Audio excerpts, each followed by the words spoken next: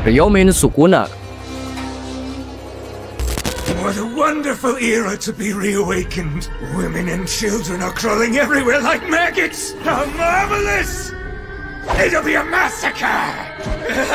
Sukuna adalah villain dari anime Jujutsu Kaisen. Ya pastilah kalian semua udah pada familiar sama karakter ini cuy. Orang yang udah bikin Gojo jadi Kiko. Dia mengubah tubuhnya menjadi benda terkutuk dengan memindahkan jiwanya ke 20 jari setan. Lalu kemudian dia bangkit di era modern setelah MC kita yaitu Yuji Itadori memakan salah satu jari Sukuna. Plot twistnya ternyata ayah Yuji ini adalah reinkarnasi dari saudara kembar Sukuna. Dan bisa dibilang Yuji adalah keponakan sekaligus keturunan Sukuna. Nah ini adalah alasan mengapa Sukuna nggak bisa merasuki tubuh Yuji sepenuhnya cuy. Sukuna digambarkan sebagai pria janggung dengan 4 mata, 4 tangan, dan 2 mulut. Satunya di wajah, satunya lagi di perut dengan ukuran yang lumayan jumbo wah.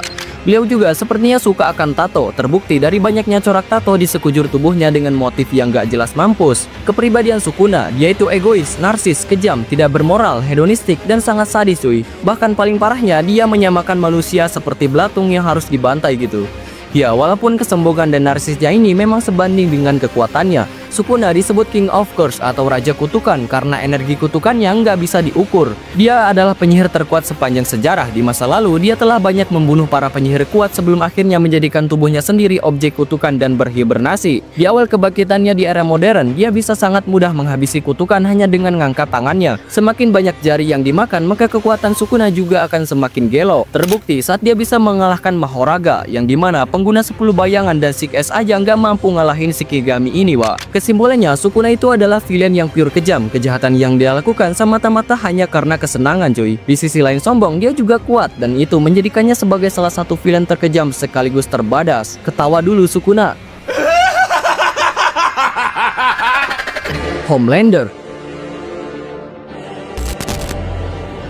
Oh, please.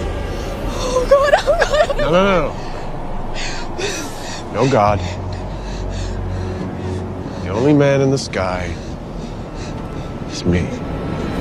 Homelander, superhero narsis dari seri The Boys. Dia adalah pahlawan super terkuat dan paling terkenal dari perusahaan Quds International, sebuah perusahaan pengelola pahlawan super di bumi yang ternyata di balik layar adalah perusahaan korup cuy. Tidak hanya itu, Homelander menjadi pemimpin dari grup pahlawan super paling terkenal yang disebut The Seven. Di publik, Homelander terlihat seperti sosok hero yang sangat membenci ketidakadilan. Dia tampak ceria, sopan, dan ramah. Namun kenyataannya berbanding terbalik. Dia adalah sosok yang apatis, bodoh, kasar, egois, acuh tak acuh, kekanak-kanakan, kejam, tanpa ampun, sadis, psikopat, bermasalah, dingin, munafik, arogan, bermulut kotor, getir, dan yang terpenting, individu yang sangat kejam, egois, juga narsis. Kekuatan super yang gelo membuatnya buta mata sehingga memandang manusia lain lebih rendah dari dirinya.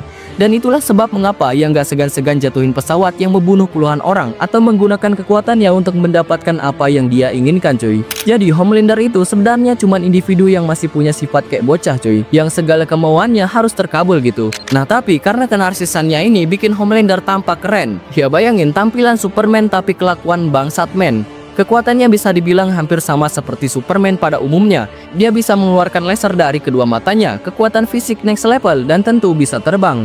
Tapi tentu kalau diaduin sama Superman udah jelas modar nih Homelander. Judge Holden. He never sleeps. He says that he will never die. He dances in light and in shadow, and he is a great favorite. He never sleeps, the judge. He is dancing, dancing. He says that he will never die.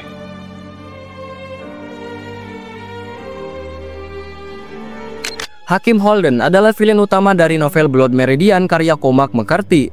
Digambarkan sebagai seorang pria bertubuh besar dengan tinggi hampir 2 meter, berkulit putih pucat, wajah mengerikan, berkepala botak, dan bahkan tidak punya sehelai rambut di tubuhnya. Lah, berarti nggak punya bauk bang?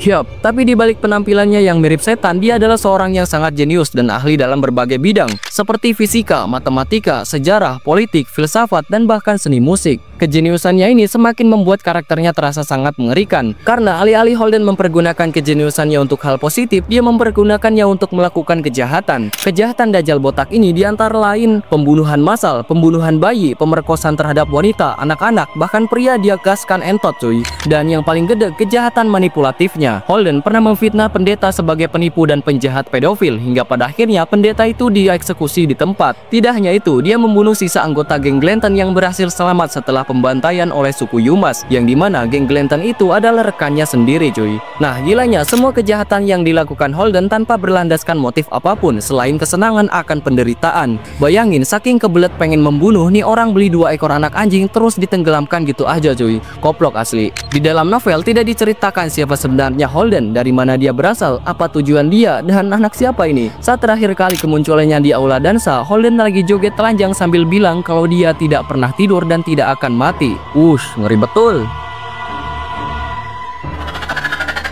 M.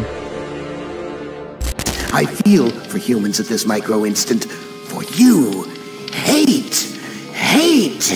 Elliot Master Computer atau lebih kenal dengan nama M adalah antagonis utama dari buku cerita pendek berjudul I Have No Mouth and I Must Scream karya Erland Ellison yang juga diadaptasikan ke sebuah game dengan judul yang sama. M diceritakan sebagai mesin komputer atau AI yang terus berkembang hingga mempunyai kesadaran sendiri. M dirancang dengan kecerdasan yang melampaui nalar manusia serta kekuatan spek dewa. Namun ia tidak bisa lepas dari keterbatasannya, juga tak pernah bisa lepas secara fisik dari kekang abadi batuan subtart tempat prosesornya disimpan cuy. Karena keterbatasannya ini, M menjadi dendam kepada umat manusia. Ia menghancurkan seluruh umat manusia lalu menyisakan 5 orang agar M dapat terus menyiksa mereka selama mungkin. Kelima orang ini bernama Ted, Benny, Ellen, Gruisar, dan Nimdak. Landscape mental M terbagi menjadi 3 entitas Freudian, yaitu ID, Ego, dan Super Ego. ID adalah dorongan kekerasan dan hasrat gila M. Ego adalah pengetahuan terbesar dan semua data kemanusiaan M.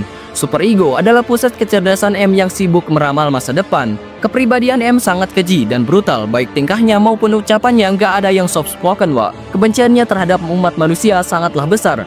M membuat sebuah permainan untuk kelima orang yang tersisa hanya untuk melihat mereka kebingungan dan menderita. Dia juga tidak pernah membiarkan mereka menang. Ya, jadi intinya ketika salah satu dari kelima orang ini hampir menyelesaikan permainan, M langsung ngamuk dan ngejeblosin mereka ke penjara penyiksaan. Tah sia, mimpi buruk bagi para pengguna AI. The Q.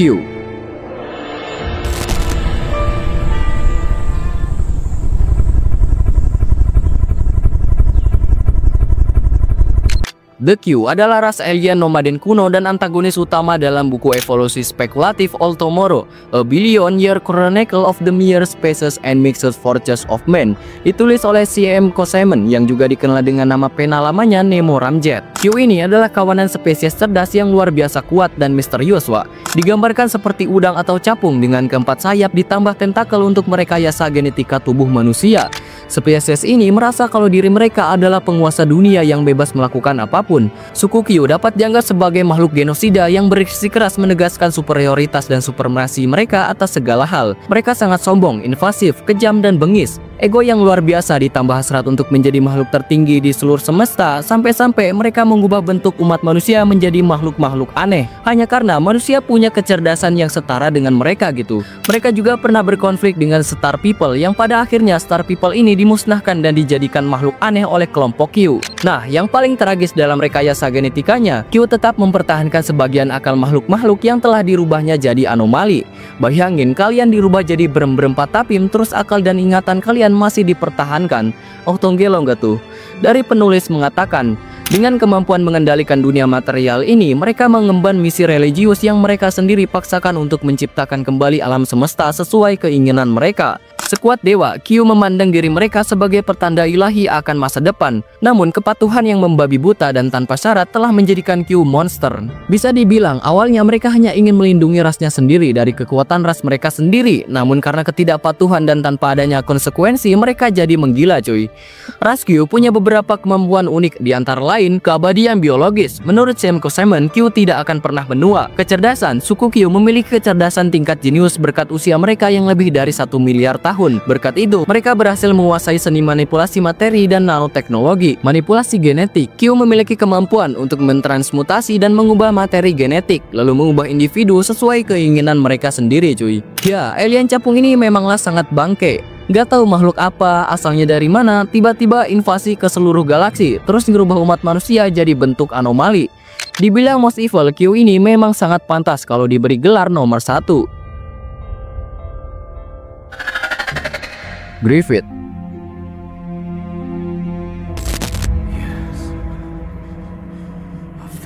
thousands of comrades and the tens of thousands of enemies, you're the only one who made me forget my dream.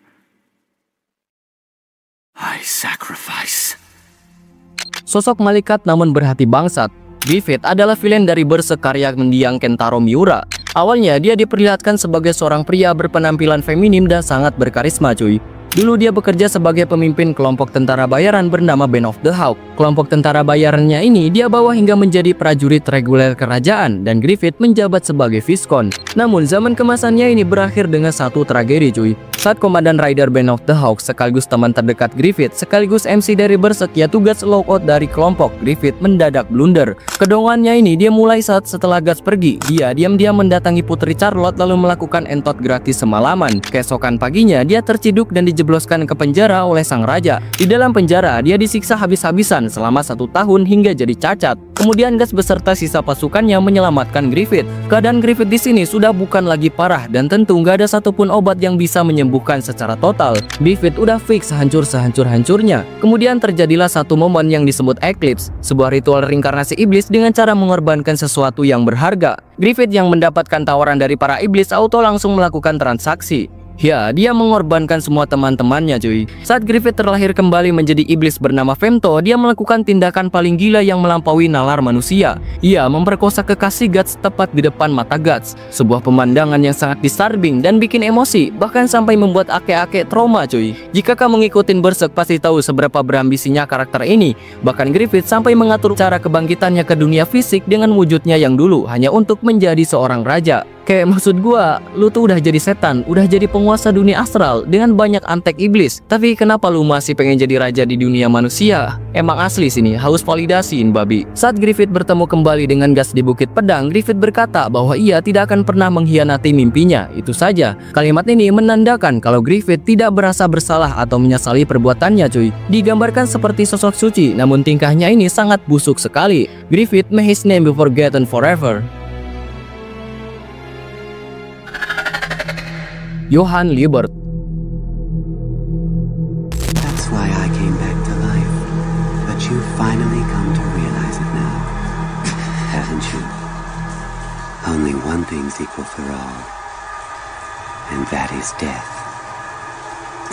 Johann adalah villain utama dari Monster karya Naoki Urasawa, pembunuh berantai berdarah dingin yang menganut filosofi nihilisme. Johann berideologi kalau hidup itu tidak memiliki makna dan satu-satunya yang setara dalam kehidupan manusia hanyalah kematian. Kekopetannya ini sudah ia tampakkan di umurnya yang masih kecil. Saat Johann masih berada di panti asuhan Kinderheim 511, dia memanipulasi semua anak-anak serta penjaga untuk saling membunuh. Dan Johann melihat semua pembunuhan itu sambil duduk seolah-olah sedang menyaksikan pertunjukan wayang. Ketika Johann diadopsi oleh sepasang sebaya, dia dengan tega membunuh orang tua angkatnya itu. Bahkan Johann menanamkan trauma psikologi pada saudara kembarnya yaitu Anna. Saat melakukan pembunuhan, Johann ini jarang sekali mengotori tangannya langsung cuy. Ia lebih sering memakai manipulasinya untuk menjebak seseorang ke dalam keputusasaan hingga pada akhirnya orang tersebut akan melakukan bunuh diri. Ketika orang melihat Johann, mereka memandangnya dengan penuh kagum. Namun ketika mereka punya sebuah konflik dengan Johann, mereka melihatnya sebagai monster. Yang bikin dia disebut monster bukan karena fisik atau kekuatan, tapi karena pemikirannya yang sangat berbahaya cuy. Pada awalnya tujuan Johann menghancurkan dunia dan dialah yang masih hidup saat dunia diambang kehancuran. Namun saat kembali menemukan buku The Nameless Monster, tujuannya berubah. Johann ingin melakukan bunuh diri dengan cara yang sempurna tanpa adanya jejak. Sebagian orang percaya kalau Johann adalah sosok Hitler berikutnya. Namun fakta mengatakan kalau ia lebih buruk daripada Pak Kumis itu. Dia tidak punya tujuan yang jelas dan entah apa yang dia inginkan sebenarnya cuy. Nah tapi anehnya para betina itu masih saja terpesona dengan karakter Johann. Entah mereka yang kurang tahu seberapa jahatnya Johann atau memaafkan karena tampang ganteng Johann. Yang jelas intinya, fisik itu bisa menyelesaikan sebagian masalah besar dalam hidup.